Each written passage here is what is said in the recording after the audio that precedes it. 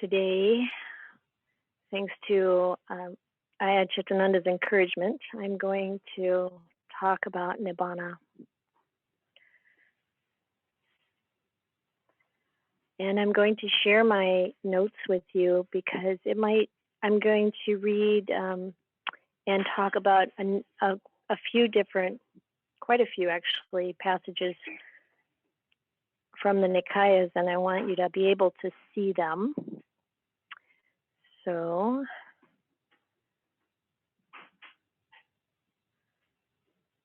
here we go.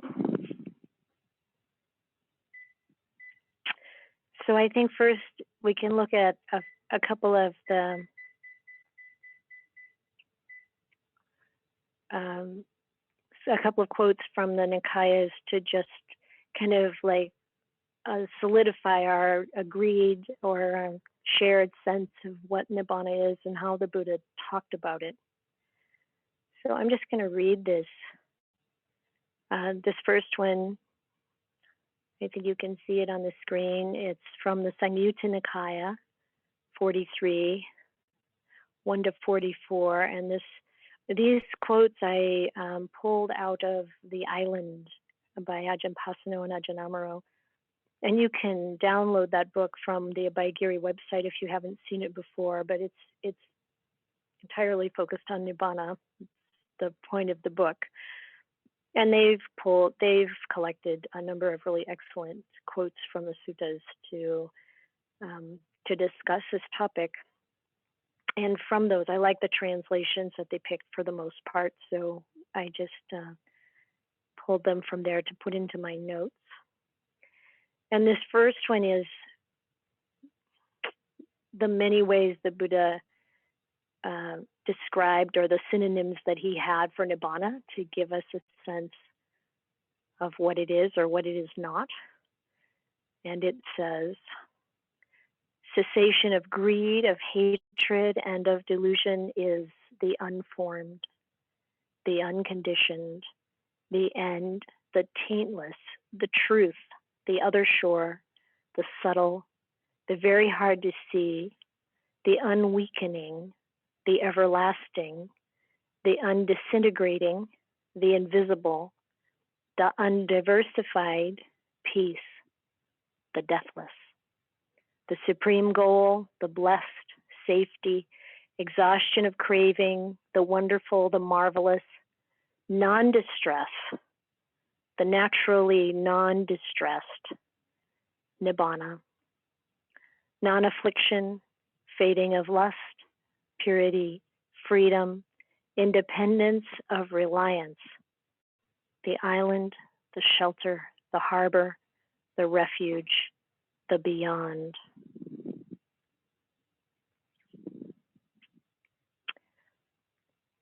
So a few synonyms. And then there in the Udana, section 8, there are 4, I think this should be 8.1. There are 4 little suttas that give different descriptions, and we're going to look at the first, or at 3 of them here. So there is that sphere where there is no earth, no water, no fire, nor wind. No sphere of infinity of space, of infinity of consciousness, of nothingness, or even of neither perception nor non-perception. There is neither this world nor the other world, neither moon nor sun. This sphere I call neither a coming nor a going nor a staying still, neither a dying nor a reappearance. It has no basis, no evolution, and no support. This, just this, is the end of dukkha. So that's Udana 8.1. And then this one from Udana 8.3, it's also the Itiwataka, number 43, is one that you've probably heard many times. This is a favorite for many, many people because it's so profound. Gives us a real sense. Yes, I'm editing my my notes, make it a little more readable. There is the unborn, the uncreated, unconditioned, and unformed. If there were not, there would be no escape discerned from that which is born, created, conditioned, and formed. But since there is the unborn, uncreated, unconditioned, and unformed, escape is therefore discerned from that which is born, created, conditioned, and formed. And of course, the distinction here is you have everything, sankhara, everything that is based on conditions. So that's our bodies, our perceptions, our feelings, our thoughts, all mental activity, our consciousness, whatever we think of as me or mine, it all is in that bucket of conditioned things that do not last, that are born and die. They're created and formed. When those conditions end, they end. But then there's the unconditioned, the unborn, Nibbana.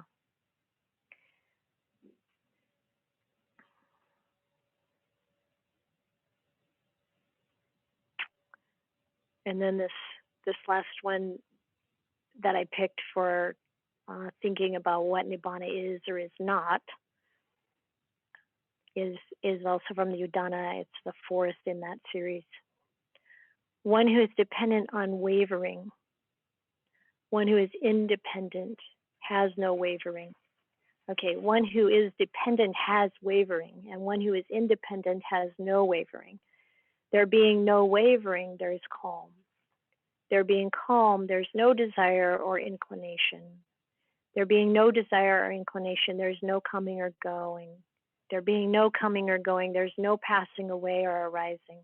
There being no passing away or arising, there's neither a here nor a there nor a between the two. This, just this, is the end of dukkha.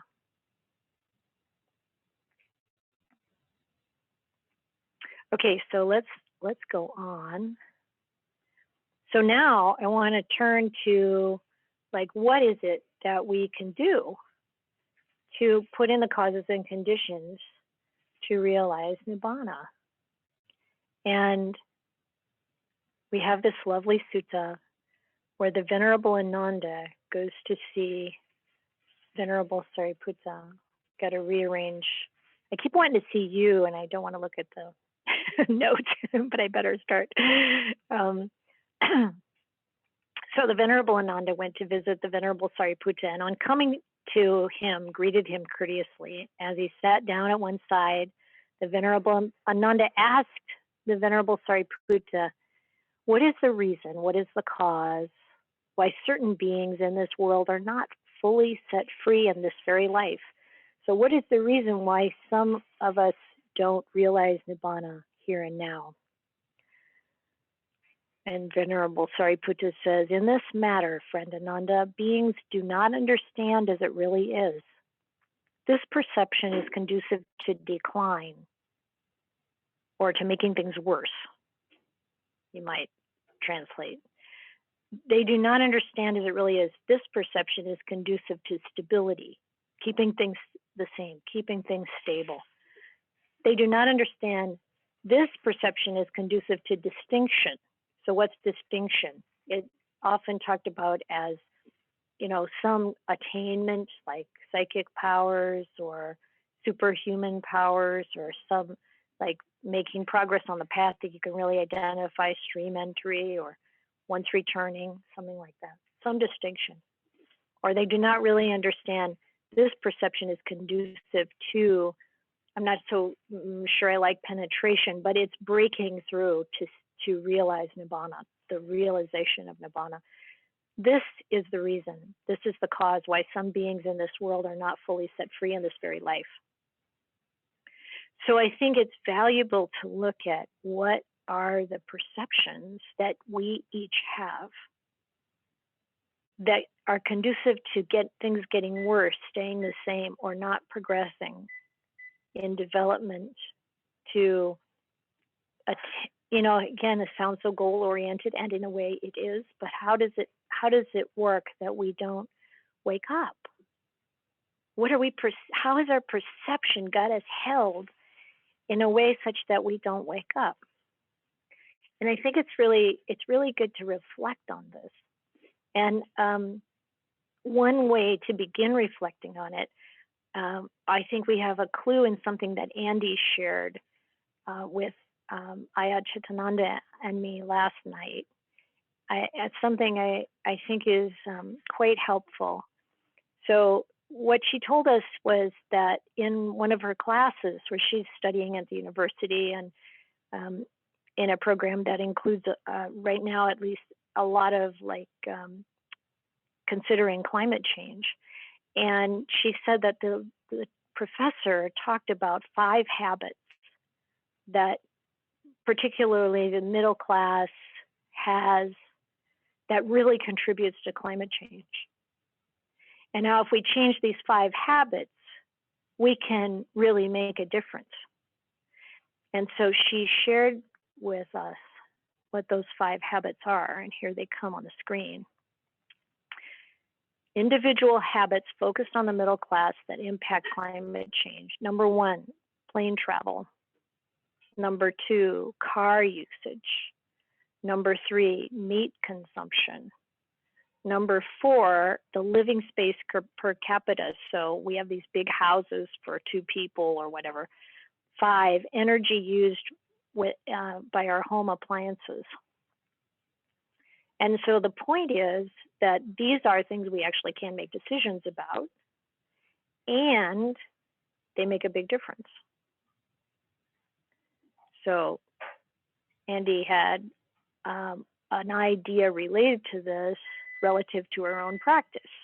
And I'm not going to share what her results are from the reflection. If she wants to, she can. But for each of us, like, what are the habits that we have? Like those perceptions that Venerable Sariputta is talking about. What are our habits that are really contributing to our being stuck in samsara? What are the 5 top? We could do something like, oh, well, it's the 5 hindrances. But that doesn't really quite dig at what it is for us individually. What are the 5 habits, the top 5 that you have, that I have, that hold us, the perceptions? Maybe a perception that says, Nibbana's so far away. I've got so many defilements. I'm never gonna be able to, do that. Or perceptions that say, I'm such a bad person. I did all these things wrong. It's impossible for me. Those kinds of perceptions, I think, fall into the first category, the ones that really lead to decline. We think maybe we're keeping stable, but actually when we're negative about ourselves, when we're negative about Nibbana, we're in decline. Habits of breaking the precepts, the 5 precepts. Sometimes people really want to establish that it's okay to drink alcohol as long as you don't get drunk. Really? Have you really, really tried that? Have you really noticed what happens to your mindfulness? What happens to, why do people drink alcohol? A lot of the time it's because we don't want to be mindful. We want to let our guard down. We want to relax. We got to find better ways. So anyway, without trying to go off on too much of the tangents of where this could lead, to really, for each of us, consider, what is it that I could change? What habits can I develop that are going to put me on the track for distinctions, on the track for Nibbana, realizing instead of going backwards, instead of keeping stable. So here are some clues. I have no idea what time it is. Oh, we've got time. Good. Here are some clues, and then I want to open this up for more discussion. So we have here a sutta from the Anguttara Nikaya, Book of Threes,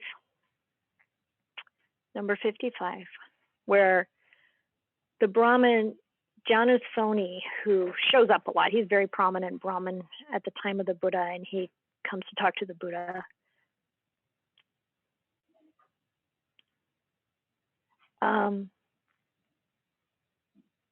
And he says, Master Gautama, Nibbana is directly visible. That's what people say. It is said, Nibbana is directly visible. In what way is Nibbana directly visible, immediate, inviting one to come see, worthy of application, to be personally experienced by the wise? Now, you notice what's interesting here is that in our chanting, that's how Dhamma is described. So the Dhamma is directly visible, immediate, inviting one to come and see, worthy of application, to be experienced directly by the wise. And it holds. You know, like when Ajahn Sumedho has been talking about Nibbana and saying you can just use the word Dhamma, he says you use that in different contexts. So it's interesting, like, yes, we're on the right track when we're trying to like really investigate Dhamma. So when a person is impassioned with lust, depraved through hatred, bewildered through delusion, overwhelmed and infatuated by delusion, then he plans for his own harm, for the harm of others, for the harm of both. And he experiences in his mind suffering and grief. But when lust, hatred, and delusion have been abandoned, he neither plans for his own harm, nor for the harm of others, nor for the harm of both. And he does not experience in his mind suffering and grief. In this way, is Nibbana directly visible, immediate, inviting one to come and see, worthy of application, to be personally experienced by the wise. It's this much. And Ajahn Gana will talk about the same thing. He says, if we are, of course, keeping precepts, so the virtue is there, doing practice of all of the Noble Eightfold Path, keeping mindfulness and wisdom consistent in the mind, and being happy and at ease, this is Nibbana here and now. It becomes a habit. And I know that there's like the realization, like what, I was just talking about, that Ajahn Mahabua described for himself when that happened. But then we'll see what the Buddha says here. This part is from the Majjhima Nikaya, 70:13, 22 and 23. So this is the sutta where the Ajahn Pasano and Ajahn Amaro have kind of made some ellipses and pulled some pieces together from this one sutta for this quote. I say of such bhikkhus who are in higher training. So I want to make this passage a little less male-centric and a little less monastic-centric. Well, we could say mendicants, but any of us in the higher training whose minds have not yet reached the goal and who are still aspiring to the supreme security from bondage, that they still have work to do with diligence. And it's like, yes, we can do this. Like, we can change our habits and we can put ourselves like on the track. Why is that? Because when those practitioners make use of suitable resting places and associate with good friends and balance their spiritual faculties. So this whole idea of associating with people who are also, maybe already realized more than we have, or, really want to, dig deep into the Dhamma, balancing spiritual faculties. And I think about like the 5 faculties, where we're using mindfulness as that balance point, and faith and wisdom, and the other factors that we have them in balance. They may be realizing for themselves with direct knowledge here and now, and enter upon and abide in that supreme goal of the holy life, for which people rightly go forth from the home life into homelessness. And seeing this fruit of diligence for these mendicants, I say that they still have work to do with diligence. So if you're partway there, you still have to keep going. I do not say that final knowledge, so the realization of Nibbana, is achieved all at once. On the contrary, final knowledge is achieved by gradual training, by gradual practice, by gradual progress. And how does there come to be gradual training, gradual practice, and gradual progress? Here, one who has faith in the teacher visits them. When they visit them, they pay respect to them. When they pay respect to them, they listen. They really give ear. When they give ear, when they listen, they hear the Dhamma. Having heard the Dhamma, they memorize it. They examine the meaning of the teachings that they have memorized. And when they examine the meaning, they gain reflective acceptance of those teachings. So that's the point where you take it in, you go, yeah, that makes sense. I get that. But you haven't really, it hasn't really been a direct experience of it yet. They gain a reflective acceptance of those teachings. When they've gained a reflective acceptance of those teachings, zeal springs up. That urgency, that faith, when zeal springs up, they apply their will. Having applied their will, they scrutinize. Having scrutinized, they strive. Resolutely striving, they realize with the body the ultimate truth and see it by penetrating, by realizing, by experiencing directly it with wisdom. So this is fascinating. I think that the Buddha says you realize it with the body. And I think that's very much related to how we feel piti in the body, that when we are practicing contemplation of some point that we don't understand, and it arises from what feels like somewhere else, it comes through the body. It comes through the deeper reaches of the mind. And you feel the validity of it in the body. And I think that's my last quote for the day. Is that exciting or what?